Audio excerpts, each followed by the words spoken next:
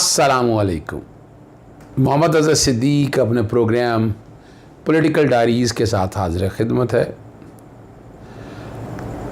PDM के अंदर बड़ी हलचल है, बड़ी परेशानियां हैं और उन्हें समझ नहीं आ रही कि हालात और वाक़यात को कैसे कंट्रोल करें।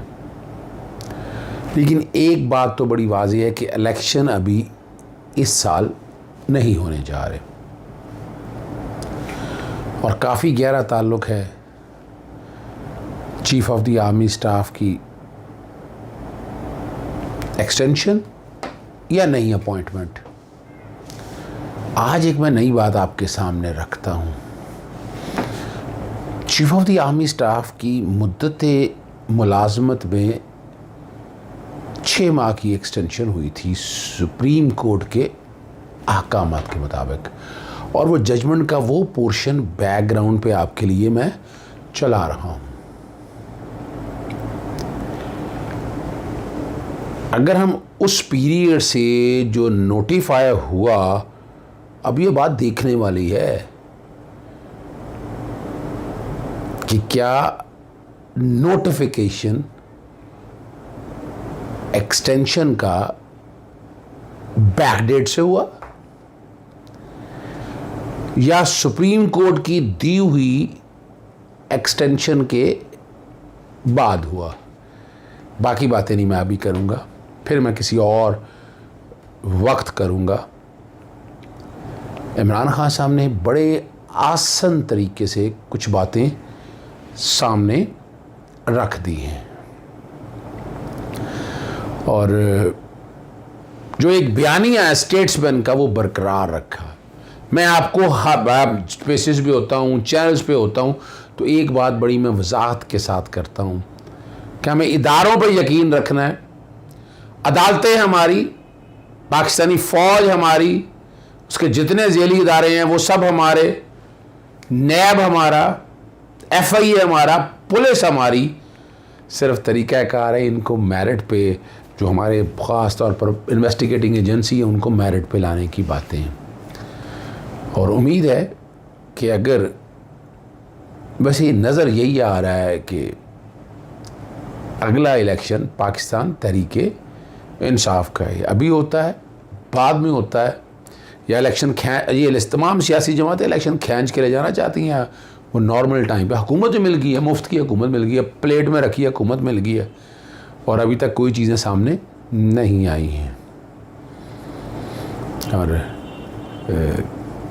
चलें हम पाकिस्तान मुस्लिम लीग काफ के नए सरबराह का इंतखाबी शेड्यूल और इलेक्शन कमीशन के हुक्म इम्तनाई के ख़िलाफ़ दरख्वास्त पर समाअत, चूँकि नाकाबिल समाअत थी, यह दरख्वास्त वापस लेने की बुनियाद पर मुस्तरद कर दी। कामिल आगा की दरख्वास्त पर समाअत की है। सेंट्रल वर्किंग कमेटी ने चौधरी शुजात को काफ लीग की सदारत से हटा दिया था। कामिल अली आगा ने बताया चौधरी शुजात हुसैन ने ओहदे से हटाए जाने और इंट्रा पार्टी इंतखाबात को इलेक्शन कमीशन में चैलेंज किया। इलेक्शन कमीशन के फ़राए फ़रीक़ैन के दलाल सुनने के बाद फ़ैसला महफूज कर लिया। 24 दिन गुजरने के बावजूद इलेक्शन कमीशन की तरफ से फ़ैसला नहीं सुनाया गया और इलेक्शन कमीशन के पास फ़ैसला महफूज करने का इख्तियार नहीं है। इलेक्शन कमीशन को फौरी इलेक्शन अपना हुक्म सुनाने का हुक्म जारी करें। ये आज लाहौर हाई कोर्ट में हेयरिंग हुई है इस मामले में।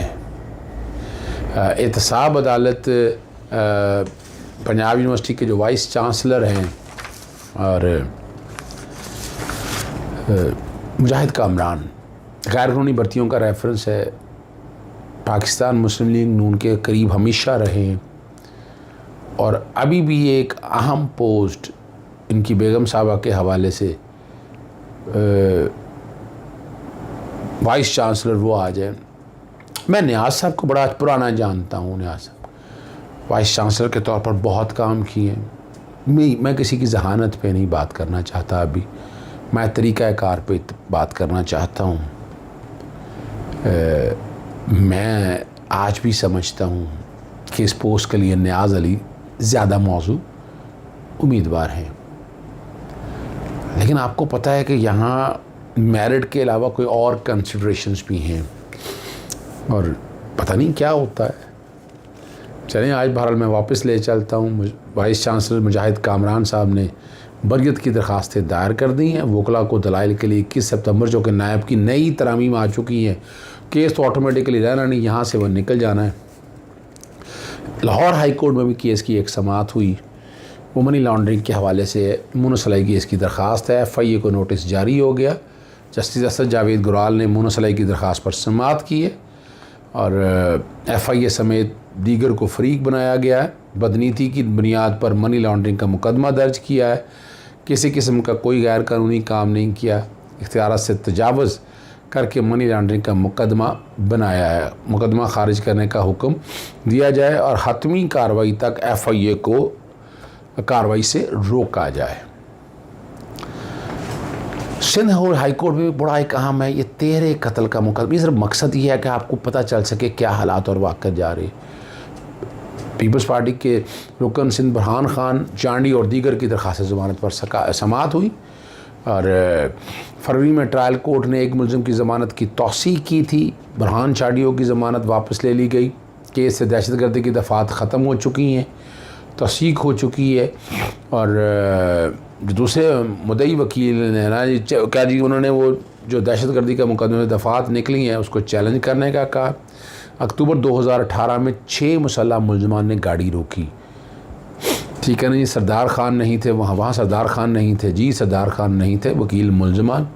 3 अफराद जहाँ भाग हुए। जब 3 अफराद जहाँ भाग हुए, Sindh high court Larkana bench ने मुलज़मान को ज़मानत दी थी। क्या नई वजूहत है जिस पर नई दरख्वास्तें ज़मानत दायर कर दी गई। ये अदालत के रिमार्क्स थे। केस से दहशतगर्दी की दफ़ात ख़त्म हो चुकी हैं। सुप्रीम कोर्ट ने सिंध हाई कोर्ट के फ़ैसले को कलादम करार दे दिया। केस कब दहशतगर्दी अदालत से सेशन कोर्ट मुंतकब हुआ। ट्रायल कोर्ट में समाअत, केस की समाअत हो रही है, नहीं ट्रायल रुका हुआ है और दलाइल जुज़वी सुननी है जी।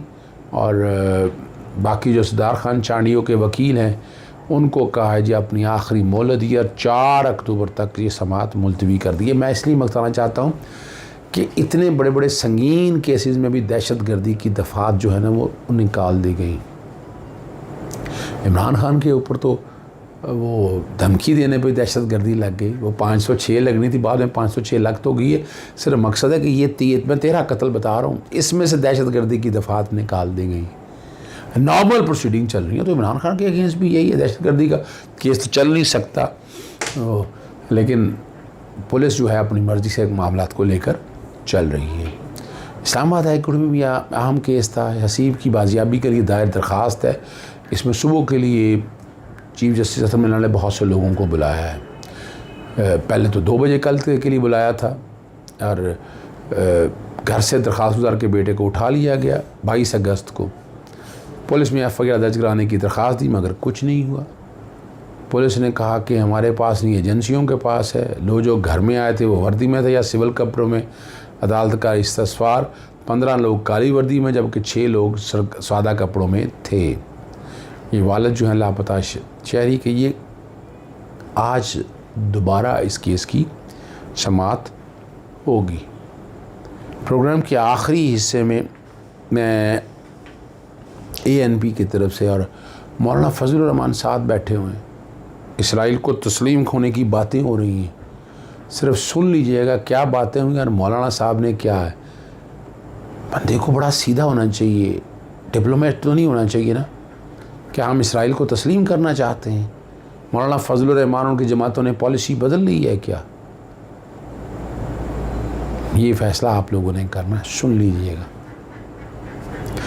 कुछ मेरे प्रोग्राम बोल में बातें हुई, मैंने कोशिश की है, जमील फ़ारूकी के साथ भी गुफ्तगू हुई है, वो चल सकती है तो ठीक है। लेकिन न्यूज़ 1 पे वहीद हुसैन के साथ बड़ी ज़बरदस्त बड़ी मज़ेदार चिट चैट हुई है, वो भी सुनिएगा। वो भी बेंच बना, वो टूटा, अब लगता है कि ये बेंच किसी नतीजे पे पहुंचेगा। जाहिर तो ये बेंच जो लार्जर बेंच बना है, ये लार्जर बेंच मेरा ख्याल है अब मामला नहीं टूटेगा नहीं और ये मामला आगे की तरफ चलेंगे।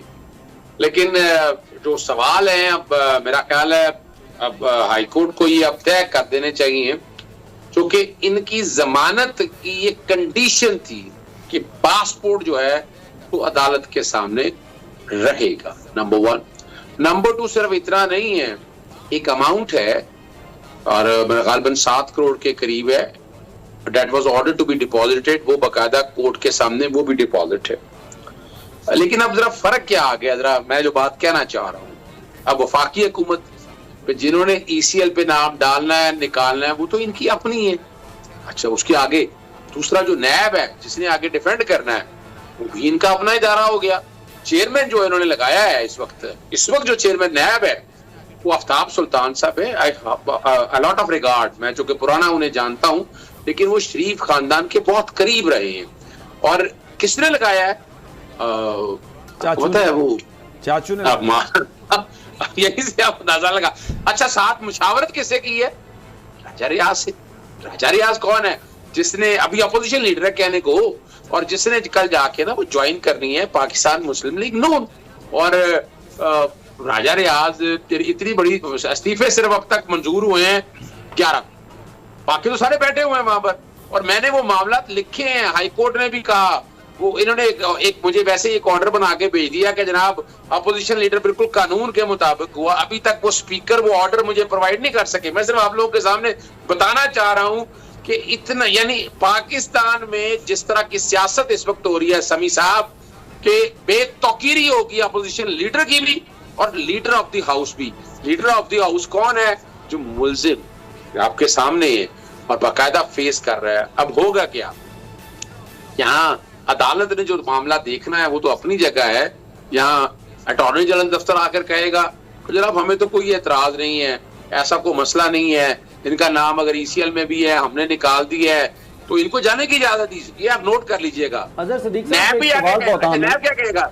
अच्छा, ये अजहर साहब अगर आप थोड़ा सा तवक्कुफ कर लें तो ये सदीक जान साहब आपसे कुछ सवाल करना चाहते हैं। अजहर साहब अगर थोड़ा तवक्कुफ करें, सदीक जान साहब को सवाल कर लिया जी। अच्छा, इसमें 2-3 चीजें बहुत अहम हैं। एक तो बात इसमें यह है कि जो मरियम नवाज साहिबा, एक तो आपसे ये सवाल है कि क्या अदालत इनके फैमिली का कंडक्ट भी देखेगी कि इस खानदान में कितने इश्तिहारी, फरारी, मफरूर और भगोड़े हैं, इससे पहले जिनको अदालत ने भेजा वो वापस नहीं आए। दूसरा सवाल मेरा ये है जो बहुत अहम है, जब इमरान खान हुकूमत ने मियां नवाज शरीफ को इंडेमनिटी बॉन्ड की शर्त के साथ बाहर जाने की इजाजत दी और फिर बाद में जो हुआ वो आपको पता ही है, 50 रुपए के स्टाम्प पेपर वाला।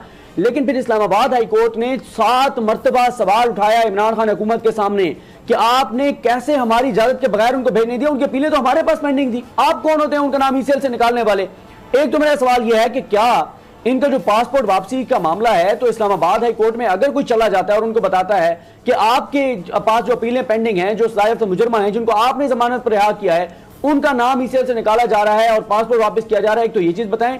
और साथ ही यह है कि आज जो उमर बंदियाल साहब ने खिताब किया जो फुल कोर्ट से, उसमें उन्होंने जिक्र किया कि वफाकी हुकूमत ने बहुत सी अहम शख्सियात के नाम ECL से निकाले, उन जिनके ऊपर बहुत सारे फौजदारी कार्रवाइयां चल रही थी, तो इस वजह से हमें सो मोटो लेना पड़ा।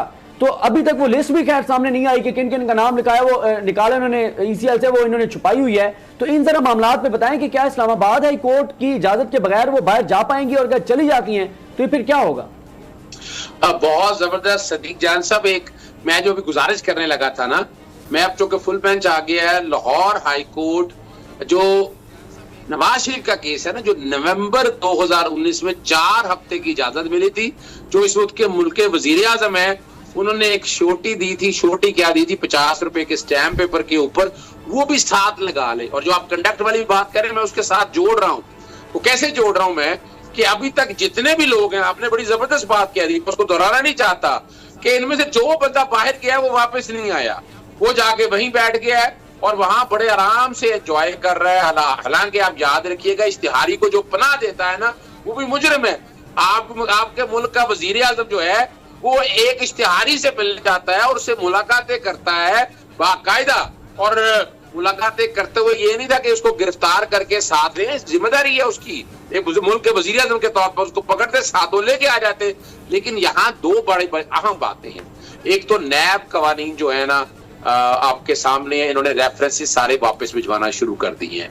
तो कल आकर जो नैब यहाँ ये कहेगा जी हमने तो इनकी इंक्वायरी जो है ना, वो जो जितना मामला है लेटेस्ट अमेंडमेंट के बाद, तो हमने कुछ करना नहीं है इस कॉन्टेक्स्ट में। हो सकता है ये मुतलका जगह मामला चला जाए मुतलका अदालत जाकर बैठ के देख लेती है। मैं नैब के अंदर की बात आपको बता रहा हूँ। असूली तौर पर तो अगर कानून के मुताबिक देखें तो बड़ा मुश्किल है, लेकिन वहां क्या कहा जाएगा, वहां बताया जाएगा जनाब नैब के इख्तियारात अब खत्म हो चुके हैं। ऑलरेडी वो पॉइंट जो है वो सुप्रीम कोर्ट के सामने चैलेंज है, ईसीएल के हवाले से वो सारा मामला है। लेकिन जो नैब के अंदर जो मामला इस वक्त है ना, बाकायदा इन्वेस्टिगेशन से आपको याद होगा कि बाकायदा कहा था कि इन्वेस्टिगेशन वगैरह ऑफिसर्स को ट्रांसफर नहीं करना। यहाँ डीजी नैब ट्रांसफर हुआ, बहुत से ऑफिसर यहाँ पर ट्रांसफर कर दिए गए। वो ट्रांसफर इसलिए किए गए कि ये सारे काम जो है ना वो क्लोज कर सके। बिल्कुल ठीक है। अच्छा, मैं एक इसका जरा थोड़ा सा एक पॉलिटिकल पहलू है, क्योंकि ब्रेक पर भी जाना है अलीना। सियासी तौर पर मरीम नवाज साहबा को ये इस मौके पर बाहर जाना, क्योंकि चाचू भी जा रहे हैं जो वज़ीर आज़म है, तो कोई लगता है कोई बड़ी मीटिंग होने वाली है फिर? समी साहब, जितनी बड़ी मीटिंग होने वाली है, लेकिन देखें ये पिछले दिन जितने भी जलसे और जलूस हुए हैं और जिस तरीके से मरियम को रिस्पांस मिला है, उनको अंदाज़ा हो गया कि at this point of time वो जो बयानियाँ लेकर चल रही हैं लोगों में वो बिल्कुल फेलियर हो गया। लेकिन मैं यहाँ पे सदीक साहब से एक सवाल करना चाहूँगी, क्योंकि मरियम नवाज जो बात कर रही हैं वो ये कह रही हैं कि जिस केस में उनका पासपोर्ट इस वक्त उनके पास है उसमें उनको सज़ा भी नहीं मिली हुई और ये इंसानी हकूक़ की खिलाफ वर्जी है। थोड़ा इस पर भी रोशनी डालें। अगर तो आपने मुझसे सवाल किया तो मैं बता देता हूँ, क्योंकि अजहर सिद्दीक साहब भी हैं और सिद्दीक जान भी हैं, तो आपने सिद्दीक कहा सिर्फ। अजहर साहब, अच्छा अजहर सिद्दीक साहब जी, अजहर सिद्दीक साहब। अच्छा, ये देखिए, मैं जैसे आपको बता रहा हूँ ना कि नैब का किरदार इस वक्त बहुत मशकूक है। अब देखना ये है कि लाहौर, जब आपने कह दिया खिलाफ वर्जी है जी, जब आपने कह दिया कि किरदार ही मशकूक है, तो उसके बाद फिर देखना क्या है? फिर तो बस यही है कि ऑर्डर ही आएगा बस। नहीं, और जब तरमीम हो गए तो मशकूक कैसे हो गया? उसमें कोई एक शख्सियत के ऊपर तो बात नहीं। मुझे ब्रेक पर जाना है अलीना, मैं चाह रहा था कि ये डिबेट हम बाद में, मैं जी साहब जवाब दें इसका।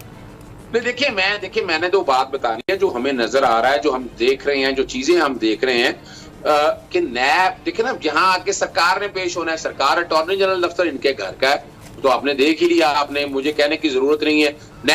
नैब में इनके अपने ऑफिसर्स, अपनी मर्जी के सारे लोग लगे हैं, वो इनकी मर्जी के, वो तो प्लेट में रखकर पेश करेंगे 14 तारीख वाले दिन। ठीक हो गया, तो अदालत को देखना है कि वो क्या करे। बिल्कुल आपकी, बिल्कुल अजहर साहब बहुत शुक्रिया आपका। मुझे जा रही है। सो इमरान खान साहब सारे बयानियों को लेके कहाँ जाना चाहते हैं? बहुत शुक्रिया वही सब। देखिए, बातें तो बड़ी सीधी सी है कि एक इंसान को गिला ना करे, यानी वो जो बातें उन्होंने की है ना, हम उसको इस कॉन्टेक्स्ट में पता नहीं क्यों लेके जाना चाहते हैं कि जनाब उनका मकसद इदारों को तनकीद का निशाना बनाना था। 20 तारीख वाले दिन जब ये आप जाके खिताब किया इमरान खान साहब, उससे पहले हम वीडियो कॉन्फ्रेंस में मौजूद थे। वीडियो कॉन्फ्रेंस बड़ी डिटेल बातें हुई, किसकी रेमेडीज क्या है, एडमिनिस्ट्रेटिव साइड पे क्या होना है, हाई कोर्ट क्या हो सकता है, सुप्रीम कोर्ट क्या हो सकता है, और वहां भी लफ्ज ये इस्तेमाल किए थे खान साहब ने कि मैं छोड़ूंगा नहीं। अब छोड़ने से मुराद उनका ये था कि इसको मंतकी अंजाम तक लेके जाना है, कि जो कोई भी है कानून के मुताबिक लेकर, और ऐसी कोई उनकी इंटेंशन या मोटिव नहीं था कि कानून हाथ में लेना है, या माजी में जिस तरह का काम पाकिस्तान मुस्लिम लीग नून करती आई है, सुप्रीम कोर्ट पे चढ़ दौड़े। लेकिन इमरान खान साहब का माजी जो है वो तो खैर इतना कोई ताबनाक भी नहीं है ना। 2014 में तो वो पार्लियामेंट के ऊपर पीएम हाउस में घुसना चाह रहे थे, जो कि ऑफिशियल यानी आईनी ओहदे हैं सारे। वहां पे भी आपको मालूम है कि 31 अगस्त को क्या हुआ था 2014 को। तो ये सिर्फ बयान की बेस पे आई थिंक कि इस कॉन्टेक्स्ट में लेना जो है वो फिर ज्यादा ही कोई सादगी दिखाने वाली बात नहीं हो जाएगी। नहीं भाई साहब, मैं अर्ज करूं, देखिए दो चीजें देखनी है। अगर तो एक आदमी या अजहर सिद्दीक ये बात करे ना, तो फिर तो समझ में आती है कि ही हैज एन इंटेंशन या कोई चालाकी है उसके ज़हन में कि वो कंटेम्प्ट कमिट करता है। पॉलिटिकल पर्सनालिटीज को पॉलिटिकल स्टेटमेंट की नजर से देखना है। वजह क्या है कि ये पर्चे जितने हुए ना, ये सारे कराए हैं हुकूमत ने, यानी 780 का पर्चा, या मिसाल के तौर पर शहबाज गिल पे जो पर्चा कराया वो पीछे गवर्नमेंट है, यानी उससे मुराद किसी जज का नहीं था। नहीं, आप ये कहना जी, आप ये फरमाना चाह रहे हैं कि ये सियासी मुकदमात हैं और ये सारी हुकूमतें इस मुल्क के अंदर एक वतीरा रहा है कि जो भी पावर में आता है वो दूसरे को फिर स्क्वीज करने के लिए, अपने अंगूठे के नीचे रखने के लिए इस किस्म के मुकदमात जो है वो करता है। मैं तो सिर्फ ये बताना चाह रहा था कि माजी में एक्चुअली इमरान खान साहब ने ऐसी कुछ काम किए थे, जैसे बिजली के बिल को आग लगा देना। मतलब इनके दौर में तो किसी ने, एक सारा बेचारा भी बिजली के बिल को आग नहीं लगा सकता, उसकी तो बिजली कट जाएगी।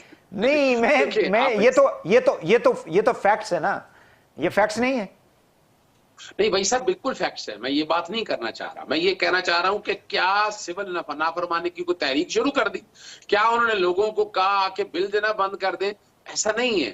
फर्क सिर्फ इतना है, ये इस वाले मामले को मैं पॉलिटिकल, मैंने बाकायदा एक कॉलम लिखा है, ये दहशतगर्दी के 2 दफा लिखा है मैंने कि ये दहशतगर्दी जो डेफिनेशन पाकिस्तान के अंदर जो लगा है, ये तो आप कह सकते हैं माइल्डेस्ट फॉर्म ऑफ डेफेमेशन तो है, but it can not be terrorism. चलें थोड़ा सा आगे चलते हैं, टाइम कम है। मुझे काइंडली ये बता दें कि क्या इमरान खान साहब को ये जो माइनस इमरान खान साहब की जो बात की जा रही है, जाहिर है कि मियां मोहम्मद नवाज शरीफ साहब जो हैं वो इस वक्त यानी he can not contest election, उनके मुकदमा चल रहे हैं, उनको भी इसी तरह से लोग ये समझते हैं कि बाय डिज़ाइन ही was being removed from the political process. So इसी तरह की कोई चीज़ इमरान खान साहब के साथ भी होने वाली है? देखिए, मैं तो जहां तक मियां नवाज शरीफ वाला मामला है उसकी बात, वो तो ओपन एंड शट चीज है। क्या आपने मिस डिक्लेरेशन की? आपने इमरान खान साहब ने फॉरेन फंडिंग या जिसको ममनुआ फंडिंग कहते हैं उसमें मिस डिक्लेरेशन नहीं है?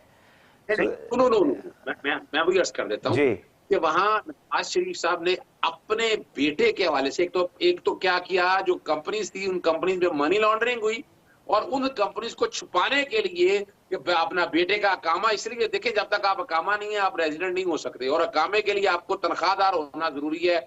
और वो जो कि मिस डिक्लेरेशन इस कॉन्टेक्स्ट में थी, जहां तक अपना हाइड पार्क के हवाले से और उन चीजों के हवाले से बात है, तो वो मनी ट्रेल भी नहीं था, वो कैसे खरीदा, ये इसीलिए करप्शन के केसेस बने और ये चीज सामने। इमरान खान साहब के अगेंस्ट ना तो मिस डिक्लेरेशन का मामला है, ना ही उनके अगेंस्ट को करप्शन के हवाले से। मिस डिक्लेरेशन इसलिए कि जहां तक पार्टी के सदर की हैसियत से बात करें तो पार्टी तो कलेक्टिव विजडम है, पार्टी के सदर ने पार्टी की डिक्लेरेशन फाइल करनी है, जाती नहीं। और ये 62(1)(f) का इतलाक वहां होगा जहां नॉमिनेशन पेपर होंगे, तो इसलिए उस केस को इसके साथ तो कंपेयर किया ही नहीं जा सकता। और बाकी अब तक जितने केस है प्रोविडेंट फंडिंग के हवाले से देखे, मैंने अभी एक पिटीशन फाइल करके मैंने नोटिस कराया है, उसमें फॉरेन सिटीजन है, फॉरेन सिटीजन मुराद है जो पाकिस्तानी जो है ड्यूल नेशनल है, उनको कह दिया कि आप नॉट पाकिस्तानी है। अब यहाँ अगर माना जाए कि इतनी बड़ी सियासी जमात को इतनी फंडिंग दे रही है और लोग खड़े हैं अपने स्टैंड पे कि हमने ये पैसा दिया है और हमने पैसा इस मकसद के लिए दिया है, और उसमें या तो ऐसी बात हो ना, मैं तो ये कह रहा हूँ कि क्या टेक्निकली कोई, ये तो आप जो बात कर रहे हैं बिल्कुल यही जाहिर है कि पीटीआई का मौक़िफ़ भी है। मैं तो सिर्फ ये कहना चाह रहा हूँ कि क्या इस तरह की जो सिचुएशन में, या जैसे तोशा खाना वगैरह है या इनका ये फॉरेन फंडिंग है, इस सारे के अंदर कोई ये जो सादिक और अमीन वाली जो शिकें हैं आइन की, क्या उस जुमरे में इनको लगा के इनको फारग तो नहीं करने की कोशिश की जा रही? देखिए, कोशिश ये है कि चेन ऑफ इवेंट इतने ज्यादा है, वहां से नजर यही आ रहा है कि इमरान खान साहब को एक दफा आउट किया जाए, क्योंकि अब पावर पॉलिटिक्स में देखा जाए आम आवाम में वो तो बड़ा मुश्किल है उनको नीचे गिराना। लेकिन यहाँ जितना भी देख लें, अगर मिसाल तोशा खाना भी देख लें, वहां 62(1)(f) का इतलाक नहीं, वो जो कोर्ट कर सकती है और कोई नहीं कर सकती। अब नजर कहीं नहीं आ रहा क्या आपने किस तरह से यह मामला जाना है। दहशतगर्दी में भी इस तरह है कि दहशतगर्दी में फंसा के यहाँ कन्विक्ट कर दिया जाए, जब कन्विक्शन हो जाएगी तो आप डिस्क्वालीफाई हो जाएंगे, आर्टिकल 63 का इतलाक होगा। यानी यहाँ जितने भी मामले हैं, मैं कंटेम्प्ट के हवाले से बड़ा क्लियर हूं। मैं नहीं समझता कि कंटेम्प्ट को अल्फाज जो है वो कंटेम्प्चुअस हैं या कंटेम्प्ट में आता है स्लाइटेस्ट फॉर्म ऑफ डेफेमेशन तो हो सकती है, लेकिन वो कंटेम्प्ट नहीं हो सकती है। और आगे अगर चले उसे आगे मिसाल के तौर पर, और उन्होंने माजरत भी कर ली, और ना तो उस कंटेम्प्ट के हवाले से माजरत नहीं की है ना, माजरत नहीं की है, अफसोस का इजहार किया है ना। चले मुझे ये बता दें कि इमरान खान साहब का जो अप्रोच टूवर्ड्स जुडिशरी है, फाइनल क्वेश्चन पे, आप क्या समझते हैं कि हमारे यहाँ ये एक रवैया रहा है सियासतदानों का कि हक में फैसला आ जाए तो आज़ाद अदलिया है, खिलाफ आ जाए फैसला तो फिर मैनेज्ड अदलिया है, या जिसको कहते हैं फिक्स्ड अदलिया है, या जजेस भी फिक्स हो रहे हैं जैसे मैच फिक्स होते हैं, ऐसी भी लोग बातें करते रहे। सो डू यू थिंक कि ये रवैया हमारे मुल्क के अंदर ठीक है और इमरान खान साहब भी ऐसे ही रवैये को लेके आगे चलेंगे? नहीं, मैं नहीं समझता, और ना मेरी जो कि इमरान खान साहब से मेरी कई हवाले से बात होती रही, ना उनका ये रवैया, ना ऐसे रवैये को वो प्रमोट करेंगे। दूसरी सियासी जमातें ये करती रही हैं और वो करते रहेंगे, लेकिन पाकिस्तान में याद रखिएगा, हम सब ने अदलिया पे यकीन करना है, हमने इदारों पे यकीन रखना है, हमें यहीं से इंसाफ मिलना है। आप कानूनी जंग लड़ें, और कानूनी बहुत इसके अंदर नकात मौजूद है। और यहाँ एक मसला जो है कि क्या, देखिए बात बड़ी है कि अटॉर्नी जनरल आए, अटॉर्नी जनरल ने कहा कि 2014 में माफी मांगी थी इन्हें, अब इनको माफी ना दी जाए। इलेक्शन कमीशन के हवाले से यहाँ बात की तो गवर्नमेंट की इंटेंशन नजर आ रही है कि गवर्नमेंट अटॉर्नी जनरल, लेकिन इमरान खान साहब भी जो है ना बार बार ली है, तब्दीली आने वाली है, और मैं बता चुका हूँ शहबाज शरीफ के दिन गिने जा चुके हैं। इजाज़त चाहता हूँ। अस्सलाम वालेकुम, अल्लाह हाफ़िज़, पाकिस्तान जिंदाबाद।